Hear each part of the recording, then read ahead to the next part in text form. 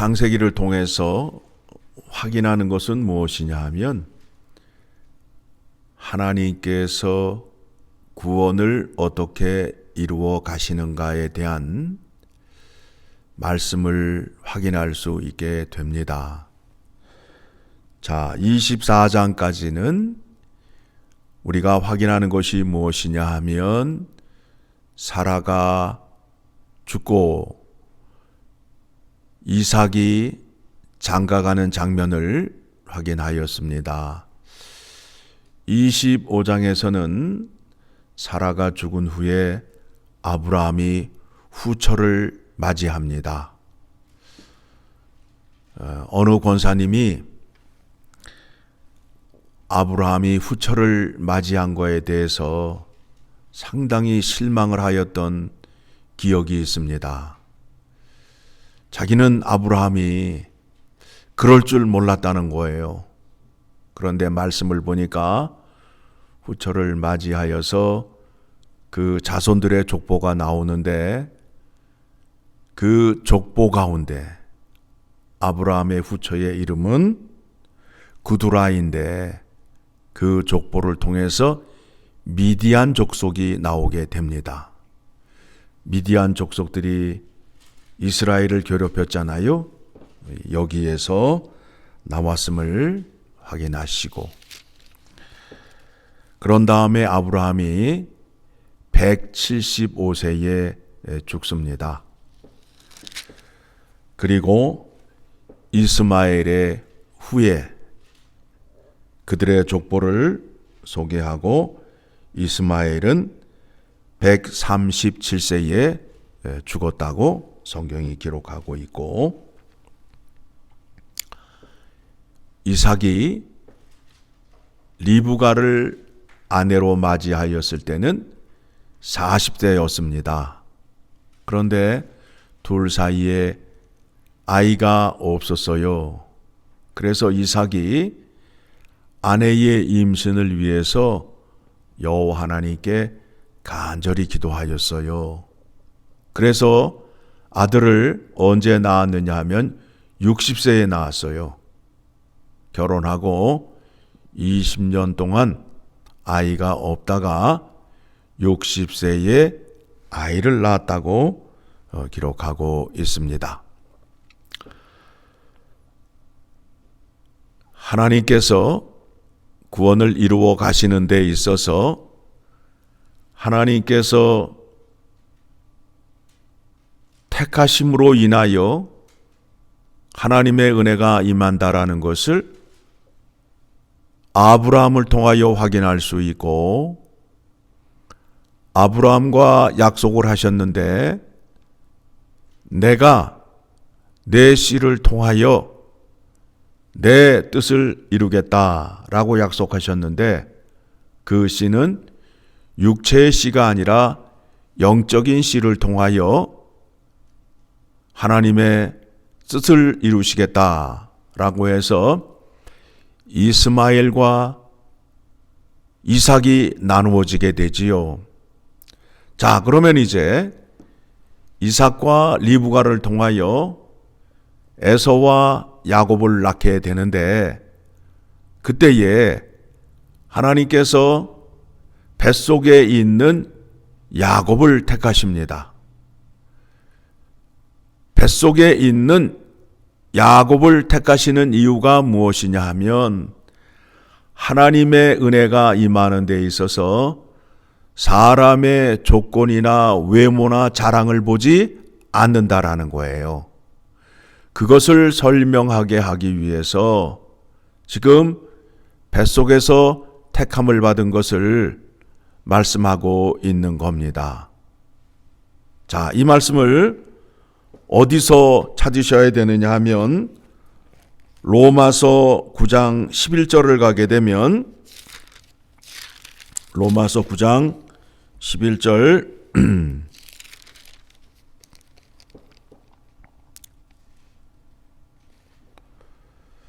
자, 같이 읽습니다. 그 자식들이 아직 나지도 아니하고 무슨 선이나 악을 행하지 아니할 때에 택하심을 따라 되는 하나님의 뜻이 행위로 말미암지 않고 오직 부르시는 이로 말미암아 서게 하려 하사. 우리가 구원을 얻는 데 있어서 우리의 자랑과 조건으로 구원을 얻는 것이 아니라 전적인 하나님의 은혜요 택하심으로 구원이 이루어진다라는 겁니다. 그래서 예수 그리스도의 이름으로 구원을 받은 자들은 자기를 자랑할 것이 없어요. 오직 예수 안에서만 자랑할 것이 있어요. 예수 그리스도 안에서 택함을 받아서 하나님의 의로움과 거룩함과 선함을 받은 자가 된 것입니다. 그래서 이 말씀을 고린도전서 1장 말씀 보도록 하겠습니다. 28절 말씀부터 확인하도록 하겠습니다. 고린도전서 1장 28절 같이 읽습니다. 하나님께서 세상에 천한 것들과 멸시받는 것들과 없는 것들을 택하사 있는 것들을 폐하려 하시나니 이는 아무 육체도 하나님 앞에서 자랑하지 못하게 하려 하심이라. 너희는 하나님으로부터 나서 그리스도 예수 안에 있고 예수는 하나님으로부터 나와서 우리에게 지혜와 의로움과 거룩함과 구원함이 되셨으니 기록된 바 자랑하는 자는 주 안에서 자랑하라 함과 같게 하려 함이라. 그래서 우리는 교회에 와서 자랑할 것이 없어요. 세상의 것을 자랑할 필요가 없어요. 왜 그런가 하면 세상의 것으로 구원을 받지 않았기 때문에 그래요. 그런데 간혹 사람들이 하나님의 은혜로 하면서 자기가 이렇게 부자가 되었다고 자랑하는 사람들이 있어요. 그러면서 그 자랑이 다른 사람 앞에서 자기를 자랑하는 거예요. 결국에는. 그러면서 다른 사람들을 약을 올리는 거지요. 즉 부러움을 사게 만들려고 자랑하는 거지요. 그런데 그 자랑이 하나님의 은혜로 자랑을 하는 건지 자기 잘난 체를 하는 건지 확인하는 방법이 있어요. 하나님께서 그에게 많은 복과 재물을 준 것이라면 그는 그것을 이웃을 위하여 가난한 자와 소외된 자를 위하여 쓰는 사람이에요. 그런데 쓰지도 않으면서 자랑하는 사람들이 있어요. 그거는 하나님의 은혜라고 하면서 결국에는 자기를 자랑하는 거예요.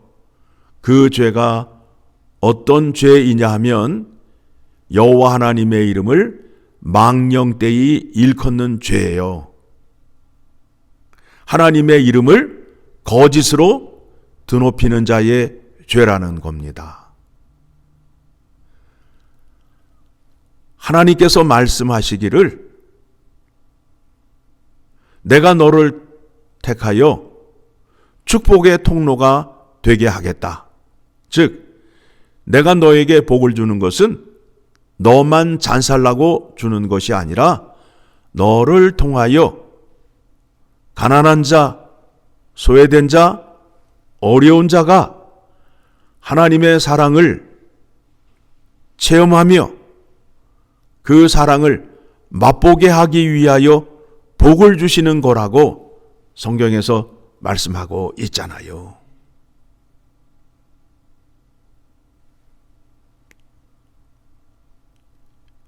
하나님을 믿는 사람들은 늘 겸손합니다. 나 같은 죄인 살려주신 하나님의 구원의 은혜가 놀라와 감사와 찬양하는 자리로 나오는 거예요. 그래서 사람들에게 전도할 때에 나 같은 사람도 구원을 받았어. 그러니 당신도 구원을 받을 수 있어 하는 자리로 나아가게끔 하기 위하여 오늘 말씀을 보니까 어떻게 되었다고요? 28절을 보니까 하나님께서 세상에 천한 것들과 멸시받는 것들과 없는 것들을 택하사 있는 것들을 폐하려 하시나니. 자랑할 게 없어요. 사도 바울이 그러잖아요. 나 같은 사람도 구원을 받았다. 나는 죄인 중에 괴수라. 그러니 당신도 충분히 하나님의 구원을 받을 수 있어 라는 본을 보이기 위하여 사도 바울을 택하셨더라고 성경이 말씀하고 있습니다.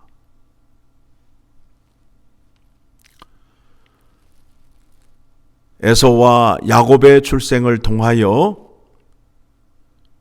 우리가 확인하는 것이 무엇이냐 하면 인간적이고 남자다운 사람이 에서예요. 야곱의 일생을 통해서 우리가 확인하는 것이 뭐예요? 속이고 빼앗는 자잖아요. 그런데 하나님께서 그와 같은 사람을 택하여서 이스라엘 민족 12지파의 아버지가 되게 하잖아요. 야곱이 잘나서요? 아니지요. 하나님의 은혜로 말미암아 그와 같은 자리에 설 수 있게 된 겁니다. 또 우리가 구원을 받은 것도 하나님의 동일한 은혜 가운데에 구원을 받아서 우리도 하나님 앞에서 오직 하나님의 구원의 은혜와 영광과 감사와 찬양을 드릴 수밖에 없음을 말씀을 통하여 확인하였고, 그 은혜를 주신 그 하나님께서 세상 끝날까지 나와 항상 함께 하겠다고 약속하셨습니다. 여러분, 사도 바울이 몸이 불편한 자예요. 그와 함께 하셔서 그가 몸속에 질병을 갖고 있으면서도 전도 여행을 하였고 로마 여행을 하였습니다. 건강한 사람도 하지 못하는 일을 병자인 사도 바울이 해냈어요. 사도 바울의 자랑이 뭐예요?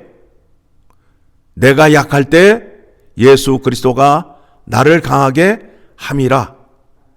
내가 약할 때에 누구를 의지하였다고요? 예수 그리스도를 의지하였더니 그분이 나에게 능력을 주셔서 내가 강하게 되었다라는 고백이에요. 우리의 부족함이 오히려 하나님 앞에 나아가는데, 기도하는데 도움이 된다라는 겁니다. 그런데 하나님께서 나에게 은혜를 베풀어 주시고 함께 해 주신다면 건강한 사람도 하지 못하는 일을 할 수 있음을 사도 바울을 통하여 보여주셨습니다. 그래서 우리가 붙잡아야 할 분이 누군지를 확인하게 되었습니다. 오늘도 예수 그리스도를 붙잡고 세상 끝날까지 함께 누릴 수 있는 영광과 은혜를 생각하시며 하루를 살기를 소망합니다.